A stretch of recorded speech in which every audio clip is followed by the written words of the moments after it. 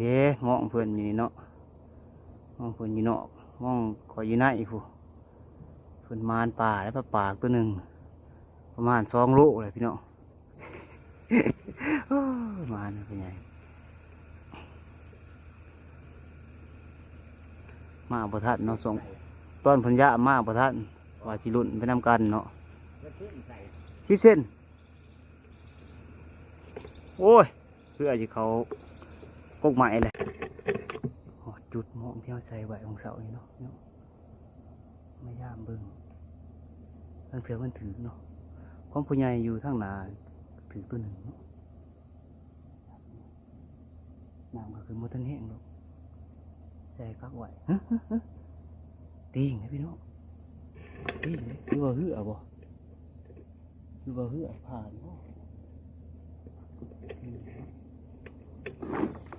โอ้หื้อถือบ่สัตว์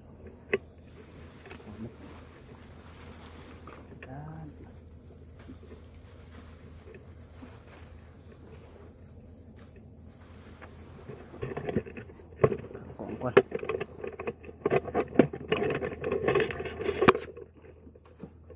เอาแบบหลุนไปน้ำกันบ่เลยนี่ไร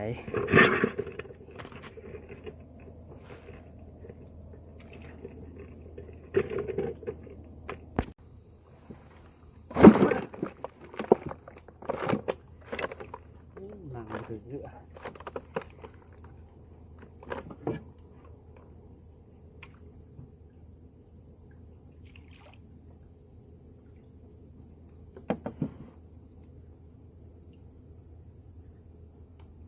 หินกันแล้วตอนแรก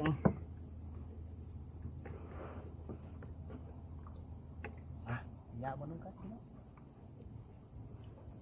มองจิ๊บเส้นมา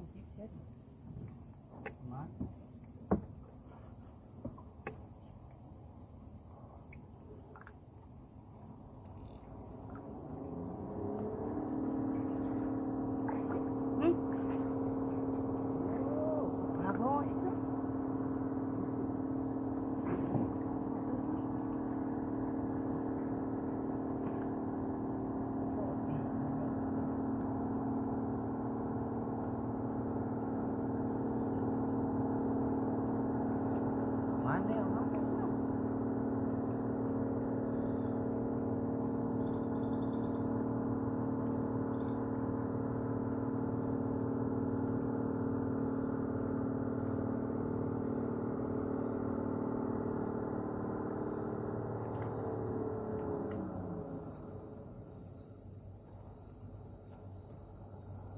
สั่งพามือสักหลอดเลย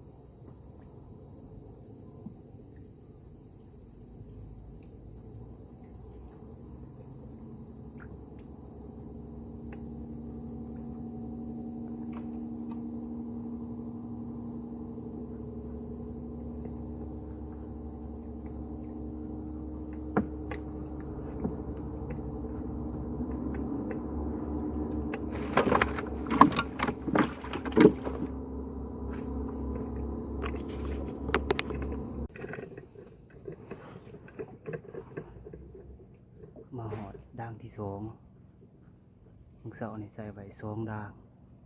มาใส่หลอดแรงดิบ3 ด่างย่างมือกันคืออยู่บ่มีแต่คือเนาะมีแต่คือขาว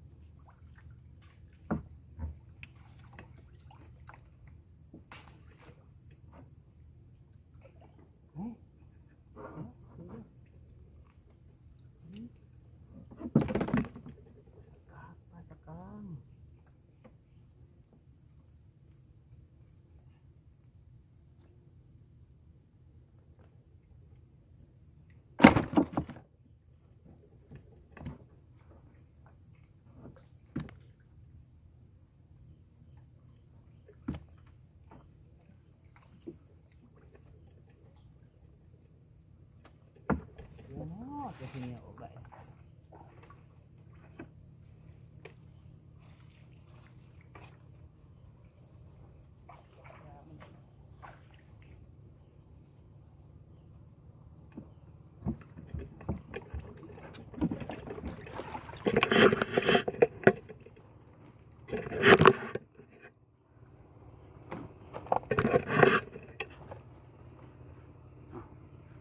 สำเร็จเนาะยาหมอง2 ด่าง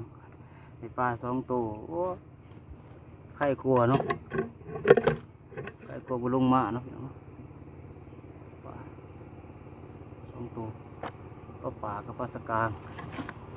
สรุปผลงานเอาน้ำขึ้นแห้งเติมอยู่แล้วพี่น้องน้ำกำลังขึ้นมาหลุดบืนเสาเนาะวางไว้ที่มานเนาะพี่น้องดูนี่ก็ดูกันเนาะเป็นกระดูกเนาะ3 ด่างบ่ด่างไรก็ด่าง1เนาะเอามาเด้อ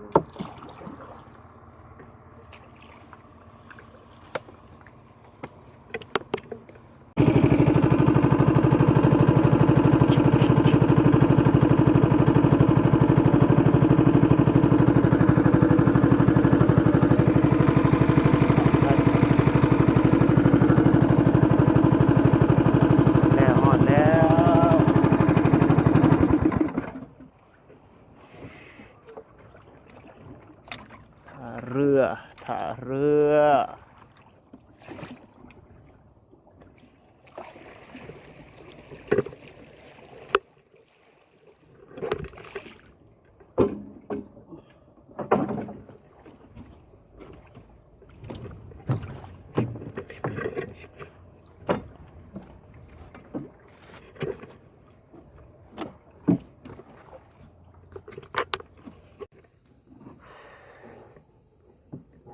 เรียบร้อยภารกิจนี้เนาะว่ามืออื่นมาหลุดน้ำกันเนาะมาหลุดเบิงบืนนี่คือสีหนามันคือสีขึ้นแห้งกว่านี้เนาะนี่เหือชาวบ้านห้อง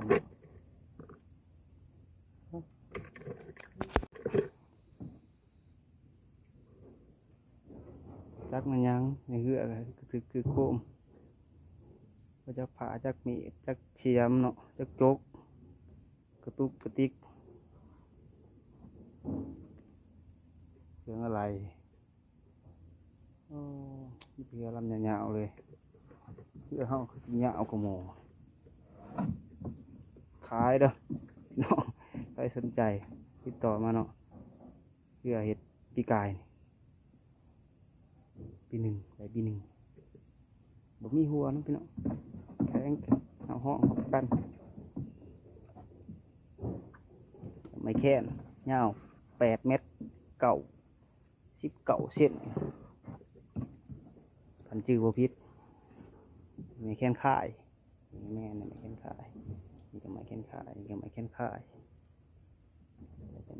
นี่กะเมนข่ายเปื่อย